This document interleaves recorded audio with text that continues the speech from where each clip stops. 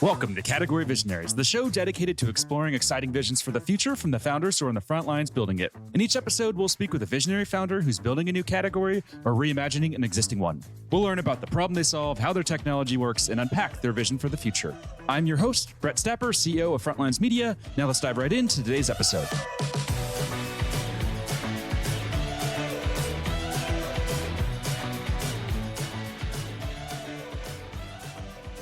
Hey everyone, and thanks for listening. Today I'm speaking with Tom Tovar, CEO and co-founder of AppDome, a mobile DevSecOps platform that's raised over $26 million in funding. Tom, thanks for chatting with me today. Hey, thanks. Thanks for having me, Brett. Really excited to be here. No problem. So to kick things off, could we just start a quick summary of who you are and a bit more about your background? Yeah, so as you said, my name's Tom. I'm the co-creator of a product called AppDome. We automate the defense of cyber protections inside mobile applications for world's leading mobile apps. We're on a mission to protect every mobile app in the world. I actually started my career, don't get freaked out or anything, but I started my career off as a lawyer. And then, fell in love with technology, taught myself to code, taught myself to hack, and found my way here over at AppDome. So it's been pretty interesting journey for sure. Yeah, I was looking at your LinkedIn prior to the interview, and I saw that you were a lawyer from 94 to 2000 there in Silicon Valley. So that must have been a pretty fascinating time to be in law. Can you tell us, from your perspective, what was going on in Silicon Valley in that time period? Oh, it was definitely, they call it the boom years for sure. I mean, it was such an explosion of entrepreneurial energy and excitement, and so much kind of being innovated in terms of business models and not just that, but corporate structures and funding structures and all that. And so, I kind of really loved it. I was right in the center of it. I got to meet some really amazing people, got to understand the venture community, what it means to take a company public, hundreds of times over, and just immerse myself in all kinds of technologies, everything from consumer-facing tech to networking tech. And you really can't say enough about being in such a high-paced, fast-moving environment like that. You just learn so much. You just kind of have to, surrender yourself to the moment and just kind of go with it and grab as much experience as you can. It was an amazing time for me. It really was. Was that hard to leave that legal career behind to go into tech and start your own companies? It's a great question. I don't know. My joke was always that I wasn't really a great lawyer. Haha. I think when we get to a certain point that we've done something enough and we feel like we've mastered it enough, like we can never say that we truly master anything because it's all a journey and there's so much to learn in life. But, for me, I got to a point where I did the stats on myself. Like I'd done so many IPOs, so many venture financings, represented so many companies, et cetera, that I wanted something new. And this opportunity came along to join a company called NetScreen. And it was a firewall company. And I didn't know anything about firewalls or anything about security. And I just really wanted to learn that side of the house. And so I jumped and I went there, and I was one of the early employees at that company and ended up being, one of the top 3 executives at the company. And it grew very, very fast. We ultimately sold it for like $5 billion to Juniper Networks or something. So it was like a win in every way possible, So I always loved the law. I still love the law. I don't necessarily miss the practice of law, but you still find ways to use. All of us do. We find ways to learn the things that we pick up along the way, if we do it right, in what we do every day. So I still use it from time to time, for sure. Now, a few other questions we'd like to ask, and the goal here is to just really better understand what makes you tick as a founder. First one is, what founder and CEO do you admire the most, and what do you admire about them? Oh, man, I admire every single founder out there. I mean, I meet them here at AppDome. We not only protect big companies' mobile apps, but young companies' mobile apps as well. People who are just launching their first application in fintech or insurance tech or health tech or even femtech or whatever. And I always tell them, like, man, it's so cool to meet you and, celebrate your journey. And I tell them all, like, I honor you for what you're doing. And to be a founder of a company, I mean, you've got to really root yourself in optimism and the belief in what you're doing. And you've got to, maximize every single moment of every single day to be successful. And that's a hard thing to do. It's a challenge with yourself. It's a challenge with your own biases, it's challenged with your own energy, everything. And so I just admire anybody who's willing to pick up that flag and claim founder and go out there and try to make it on their own, and build a team and a whole industry and an economy around the things that they're doing. I just think it is probably the best gig in the world, honestly. I mean, it really is. So anyone that wants to pick up the flag, I don't know. I celebrate you, honor you, thank you, everything. I mean, it's just such a rewarding journey for anybody. Amazing. I love it. And the founders listening in probably love to hear that as well. Now, what about books? And, we like to frame this around this idea of a quick book. So this comes from an author named Ryan Holiday, and he defined a quick book as a book that rocks you to your core and really influences how you approach life and how you think about the world. Do any quick books come to mind for you? Yeah, I love mathematics. I love economics. I love things that give structure to thoughts and decision making. I mean, I myself started trying to apply mathematical concepts to startups and, started writing a book called The Economics of Modern Leadership, in which I created math models to describe everything from morale to what each function in an organization is meant to be doing. It's a journey and I'm still in the process of doing it. But for me, books like, Dan Ariely's, Predictable Irrationality or Barry Schwartz's Paradox of Choice, were the kinds of things that really kind of opened my eyes to providing economic models for how we make decisions and what are the optimizing mechanisms that we can use to live our lives or build companies. So I really like books that try to apply mathematical or kind of reasoning constructs to everyday problems. These are the things that tend to kind of get me going and get me thinking. Because, if you're designing a product, you have to contend with these things. You have to contend with how people make choices. Simple books like, Why People Buy. I mean, understanding the nature of decision making, of the human condition, of what drives behavior and so forth. That's so critical to being not just a product creator or a founder, but being an executive and leader. And you're always going to get it wrong, or maybe you're always going to get it imperfectly right, let's say. But these kinds of notions kind of keep it all grounded and keep you centered and free from having to feel too bad when you do get it imperfectly right, if that makes sense. So, yeah. Makes complete sense. Now, to switch gears, let's dive a bit deeper into the company. So we can think about this like the elevator pitch, but what's that high-level pitch and what's that high-level problem that you're solving? Yeah, so the high-level problem that we're solving is pretty straightforward. I mean, if we just sort of ponder how we live our lives today, the vast majority of us spend 98% of our lives inside of our mobile experience, inside of one of somewhere between 18 to 24 apps that we use to manage to live our lives, to share and invest and save and purchase and buy and explore and experience, etc. The world has definitely gone mobile overnight. When you talked about my time as a lawyer, that world was known as digital. And we talked about the difference between digital natives and digital immigrants. Well, now we talk about the world is mobile, right? Mobile natives and mobile immigrants. And some of us were both digital and mobile immigrants, so we've changed our association twice. But the world has definitely gone mobile. And as a result, attackers and fraudsters have likewise gone mobile. And so the threats that we face today inside of a mobile experience, have really outstretched the consumer's ability to protect themselves. So who's going to do that work? Who's going to solve that problem?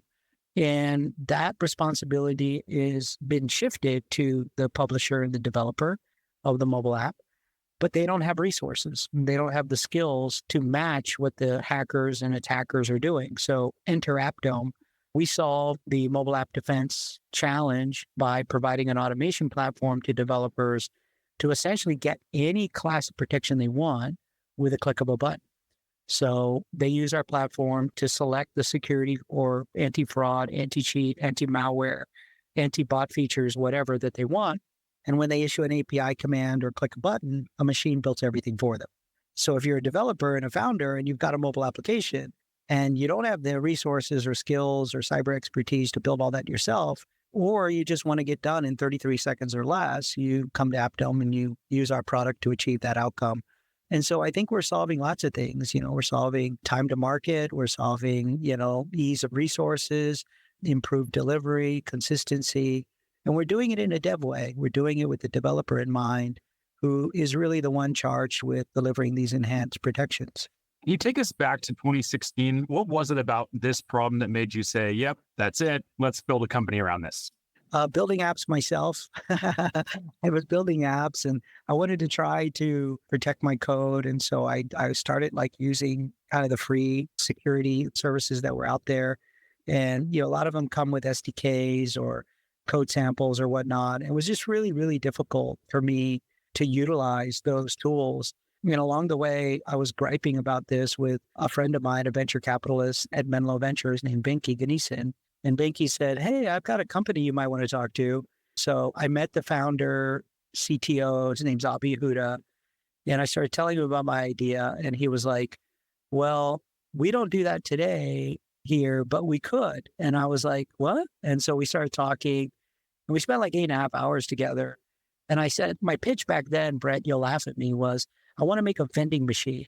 I want to make a vending machine for mobile app defense. And he was like, what? And I was like, yeah, I want to be able to get any protection with, drop a quarter in, push a button, and it'll pop out the bottom. That was my basic sketch of what I wanted to build. People thought we were a little crazy, but Avi and I together made it work. And we're approaching 1 billion mobile end users protected. And I'm just so ridiculously humbled that this company and the people here and took this idea of a vending machine for mobile app defense and we transformed it into a product that's going to protect almost 1 billion people on the planet. And it's just wow, that's just so crazy. But we saw the need, we saw the problem, but most importantly, we saw the way to architect this and to make it work. And that's really what differentiates. So if you're going to be a founder out there, my advice is, find a big problem for sure that needs to be solved with trends that aren't going to end and all the things venture capitalists tell you to look for, but have something unique about your architecture, something unique about your technology that will give you staying power. And that's what we latched on to, and that's what we transformed into a product. The vending machine approach makes more sense now. I was playing around earlier on your pricing page, and I saw the drop down, you select the features that you want, and then it generates the pricing from there. So it sounds like you've still continued with that then. Is that right? Yeah, well, the pricing page came much later. The product itself does exactly that. So you basically provide the system with a target application. Again, you configure the defenses that you need. And it's everything from encryption to jailbreak and root to obfuscation to, overlay attacks and auto clickers and memory injection and all kinds of esoteric, very sophisticated attack vectors. You basically choose the things that you want. And if you're using the GUI, you click a button, or if you use the API connected to your CI/CD platform, you just use Git or Jenkins or whatever. And those things issue the command, the build command. And we basically have a machine learning engine that codes everything and gives you back basically the secured version of your application. And right now it's a fully automated system, and basically developers plug their CI/CD into it and they run jobs continuously all day long, and we monitor it, make sure it's up and running, and add new things to it daily basically. So it's really, really cool. It's not if you're in cyber, I was just presenting it to a group of pen testers today, and they were telling me that it's slick and they thought it was really awesome. And I was all excited because they called my product slick. And I was like, yeah, that's so amazing. It's like someone who tells you have a cute dog. You're like, yeah, my dog is cute. You get really kind of personally charged up by it, yeah, my product's slick. I was pretty happy about it. So that's awesome.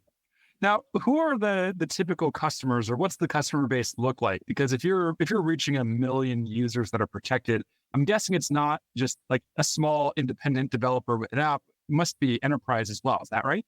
Yeah, it's mostly enterprise, mostly large publishers or developers, studios, banks, retail, things like that. So basically our typical user is a development group within an enterprise or venture funded startup who's trying to deliver an application securely, consistently inside their DevOps pipeline. So, these companies will typically have pen tests or what's called code scans or whatnot, and be facing problems. They can't remediate the things that the scanning solutions are finding. They don't have the skills. They're not measuring up to whatever industry or regulatory or internal standard they have. And they're just struggling with it, struggling to get it to work, struggling to make it stable, struggling to deliver it on time. And they're just looking for a better way. And they're looking for an easier way, a more automated way to kind of get that done. So, yeah, I mean, we don't yet have an individual developer option. So we don't have that. I hope to by next year. This year, it's really, and all prior years, it's been focused squarely on kind of the enterprise developer who's building applications for either mass market consumers or the enterprise, workforce, you and me as employees or gig worker kind of use cases. So those are our customers. This show is brought to you by Frontlines Media, a podcast production studio that helps B2B founders launch, manage, and grow their own podcast. Now, if you're a founder, you may be thinking, I don't have time to host a podcast. I've got a company to build. Well, that's exactly what we built our service to do. You show up and host, and we handle literally everything else. To set up a call to discuss launching your own podcast, visit frontlines.io/podcast. Now, back to today's episode. Take us back to the first couple of paying enterprise customers. That's obviously something that all founders struggle with getting across the line in the early days. What was that journey like for you, and what did you learn along that journey? Yeah, use your network. I mean, that's my advice. Use your network, use your friends, use your board, use your investors, stand on a street corner if you have to. I mean, you're a founder, so, grind it out, grit it out. You've got to go do it, show up at conferences, find people who are willing to take a look at your product. The first version of our product had perhaps like 2 protections on it. Now we have over 150 different choices on AppDome. But at the time, I mean, we only had a very small set of security features to offer. But, you show your product off and you've gathered the feedback, and you're going to miss several times before you get to that first customer. People are going to tell you it's not built right, or it's awkward, or they don't get it, or you're not explaining it right, or you put too much jargon in how you're describing what you're doing or whatever. You try to overcomplicate it because you really want to show off your tech or whatever. You're going to go through all that. My advice is just don't ever tell yourself you're right. Just constantly try to refactor, reimagine, redescribe, create new narratives, daily if you have to. You'll drive everybody around you nuts because you're trying to change as fast as you're trying to change. But be like a musician, songwriter who's trying to capture that perfect lyric about, what love means, like really, really, really push yourself to try to get the words out as simple as possible for your customers. And then eventually someone will say, okay, I'll give it a try. And celebrate that moment. And, when you get your first customer into a POC, and then realize it starts all over when you get customers into POCs, because some of your POCs will fail. And then you've got to go through that and learn from that until you get the one that buys. And then you're going to start that all over, because not every customer is going to want to stay with you, whatever, until you get it right.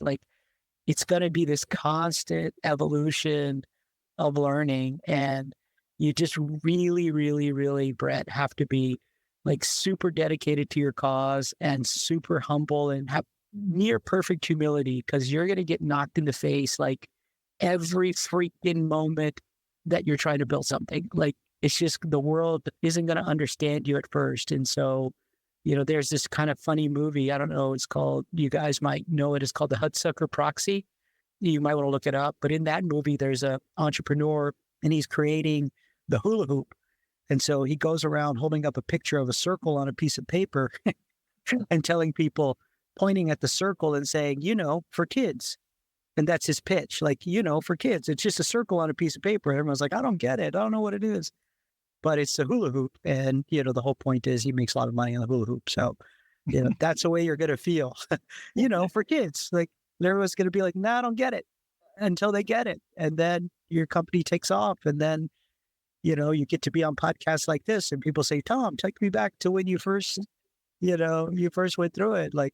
Brett, if you had interviewed me back then, man, I would have been all depressed and whoa, man, we're still trying to figure it out and whatever. But yeah, fast forward to now and we don't have it all figured out. We still every day find things that when we look back on them or read them a second time, we're like, wow, that's dumb. Let's change that. And so I don't think that's ever going to end. And I think when you're trying to do good in the world and you're trying to create something that's never happened, you always try to make it better. And I think if we make our product better, then our customers will be better and the safety and security of everybody will be better.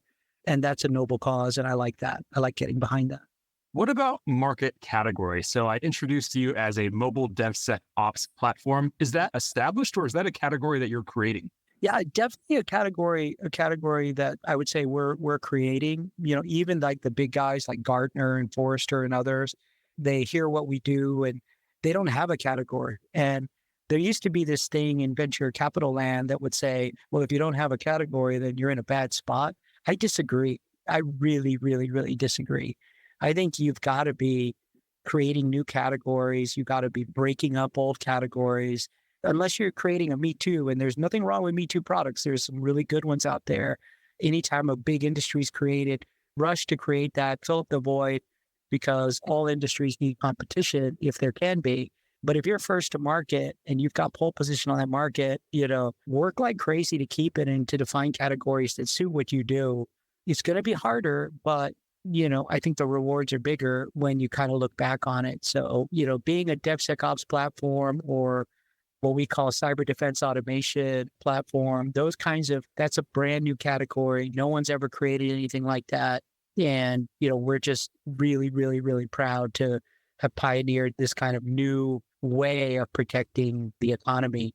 And then, to be honest, Brett, it's not that revolutionary. I mean, if you look at kind of the way dev teams work, DevOps is all about automating everything. So whether it's Git or Sauce Labs or whatever, like you've got tools to build, tools to test, tools to release, tools to monitor, and all these things are interconnected with one another. So our instinct was, well, why can't you create the same platform for the cyber initiative inside that pipeline?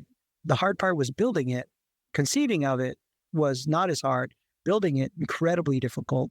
So yeah, I mean, always try to pioneer the category if you can. What types of tactics and strategies are you deploying to ensure that you maintain your status as category king? What I've seen happen to some companies is, they end up, creating a category, they push it out into market, and then someone comes in and it swoops it away from them, and they become the loudest voice in the room. So what are you doing to ensure that you maintain that leadership position within this category that you're creating?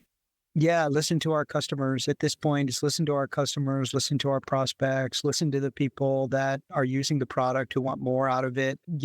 Pay attention to how they use the product, where they get stuck using the product. My advice to every founder is plug yourself into the entire support infrastructure, support workflow.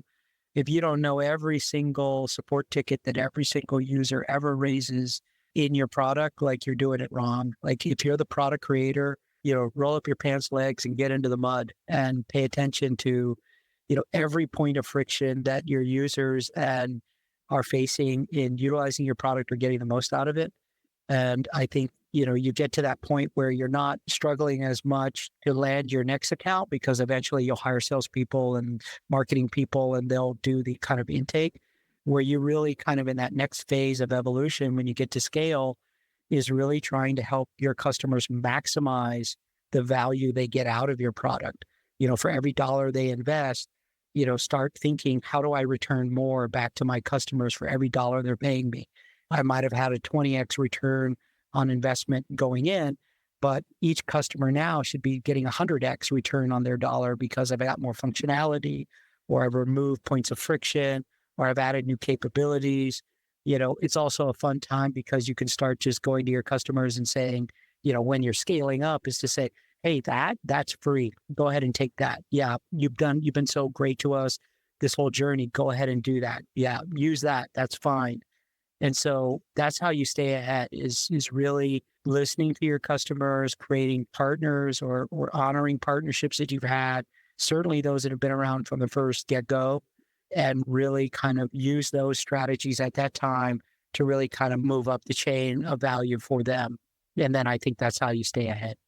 As I mentioned there in the intro, you've raised over 26 million so far. I'm sure there's been a lot of lessons that you've learned along the way in raising that money, but if you had to choose one big takeaway, what would that be? Yeah, find investors who are true partners in your journey. we're blessed here at AppDome by having an amazing investor syndicate. They believe in AppDome. They believe in what we're doing. They've been with us through thick and thin, COVID and all of the things that came along with that. So really, if you are going to raise money from investors, spend the extra time to make sure that they understand the vision of where you're going to take it and what good and bad might happen on the path to getting there. I just can't say enough about that. Everyone from our chairman, Avery, all the way, to Benke, who initially kind of talked with me about, starting this journey, to Tom over at, Rally Ventures and others. I mean, even back to some of the early investors out of Israel in JVP. I mean, we've just been really, really fortunate to have folks around the table who help us at every turn. So that's the biggest thing. More important than valuation. The valuation is going to be important if you're a founder, but at some level, the market's going to kind of tell you what that is. Terms are going to be important. I used to be a lawyer doing that stuff. So yeah, your terms are going to be important, but really, really, really assess the quality of the investor and the commitment that they have to you as a founder and to the mission of the company. That's the number one thing. And if you get if any hairs, raised on the back of your neck, like pay attention to them. I mean, there's some great money out there, great investors. This market is filled with a bunch of amazing people that far outweigh the negative kind. And so your odds are good. Your odds are really, really good if you focus on that. And then the second piece, and probably the great place to close off on, is have a noble purpose in what you're doing. Have something that your brother or sister or mother or grandmother, grandfather, whatever can get behind. When you talk about your company and you talk about what you're trying to do, make sure you can put it in terms that everybody gets. We're on a mission to protect every mobile application in the world and the people that use those for their lives and work. That's a pretty simple statement to get behind. Like, you're going to protect me and keep me safe as a user. Hey, that's great, AppDome. Keep doing what you're doing. And so one of my favorite things to do when I'm meeting an investor is ask them what applications do they have on their phone. And when they tell me what applications they have, I say, well, you're already one of our near 1 billion mobile end users protected. And I get a smile on my face and they get a smile on their face. So have something that everyone could get behind. And I think if you do that, sky's the limit. Sky's the limit for you. Find the people who have that in your heart, have that in every layer of your company. Make sure your investors match up with that and go ride the wave. It's out in front of you and you can do it. Now, let's just imagine if you were starting the company again today from scratch, totally clean slate. What would be the number one piece of advice you'd give yourself? Oh, that's funny. I mean, when you build a company, and just like building a life, you're going to have to make peace with the fact that you're not perfect and you're not going to get it all perfect. You're going to make mistakes and so forth. And companies, like life, have to be rooted in a noble purpose. And I think I went through it the way I went through it. So there's no other way to go through it. I don't think I could give myself, there are definitely things I would have done earlier and things I would have done later. But if I try to imagine a world where I could change any of that, then it wouldn't be the experience that I had. And I guess the main thing would say is to take moments to be proud. That would be the main thing. You work so hard and your head's down all the time that you don't necessarily pick your head up and say to yourself, like, wow, we did that. And so make sure you take those moments and celebrate the little and big moments that happen, milestones you achieve. We joke and say, like, at AppDome, we used to count the number of customers. And then once we got to a certain number of customers, we're like, yeah, but our customers have more than one app. So we should count the number of apps. So we started counting the number of apps. And then that got to the tens of thousands of apps. And then we're like, yeah, but those applications have all these users and people are using our service to monitor threats and attacks in real time. And so we have user data. So let's go counting users. So now we're counting users. And eventually users won't be the measure of the goodness that we're giving. And so we'll start measuring attacks and threats that we're stopping out in the world, and then dollars saved and so forth and so on. So there's no end to the journey of figuring out, what good you can bring to the world if you really set your mind to it. So remember to take those moments and to celebrate that. And if you can, find someone in your company every day to thank. Find somebody in your company every day to say, great job and thank you. And for that. And even if it's something small, like just do it. in the hustle and bustle of leading a company, sometimes we're not the best at that. So put little reminders to do that. And I think if you do these things, you're going to do great at it. And just don't be so hard on yourself and celebrate those moments every chance you get. Final question for you, Tom. Let's zoom out 3 to 5 years into the future. What's that big picture vision that you're building? The world is going mobile. I mean, even, you have things like the M1, M2 chip, that are now on Apple laptops and stuff, and those run mobile apps. I think you're seeing mobile apps in cars now. You're seeing mobile apps in VR headsets. You're seeing mobile apps in television sets and so forth. So the platform that is mobile is going to continue to proliferate out into all of our existence. So I think, we've got a lot of work to do. We've got a lot in front of us. We've got a lot of runway to solve some big pressing problems out there. I think we're going to keep doing what we're doing, try to stick to our knitting, try to continue to add new defenses, new protections, look out for new threats, continue to raise awareness within developer community about the need to protect applications more and better and so forth, raise the bar. We've launched a new program where we're partnering with pen testing companies around the world to kind of improve the state of the art of mobile app defense around the world. So I'm really excited about what that has in store for us. And to bring it back more near term, if any of your listeners out there are going to be at Black Hat this year, please join us for a VIP night of comedy at the Mandalay Bay at the House of Blues. We'll be having Howie Mandel and Gina Yashir telling some really great jokes at a wonderful event on Wednesday night, August 9th. So we really want to be part of this community, and we're doing our best to contribute. And so I think we're just going to keep doing that, Brett. I think that's really our mission. Amazing. Tom, I love the vision and really enjoyed this conversation. We are up on time, so we're going to have to wrap here. Before we do, if founders listening in want to follow on with your journey as you build and execute on this vision, where should they go? Yeah, well, they should go check out AppDome, just appdome.com. I also, obviously have a LinkedIn profile. You guys can find me on there. I'm the one with the dog and the mountaineering picture on my profile. But other than that, stay tuned for what we do. And if any of you need help protecting your mobile application, just reach out to me at tom@appdome.com. Really would love to hear from you. Amazing. Tom, thanks so much for taking the time. Really appreciate it again. Really enjoyed this conversation. Thank you so much, Brett. I really appreciate it. All right, keep in touch. This episode of Category Visionaries is brought to you by Frontlines Media, Silicon Valley's leading podcast production studio. If you're a B2B founder looking for help launching and growing your own podcast, visit frontlines.io/podcast. And for the latest episode, search for Category Visionaries on your podcast platform of choice. Thanks for listening, and we'll catch you on the next episode.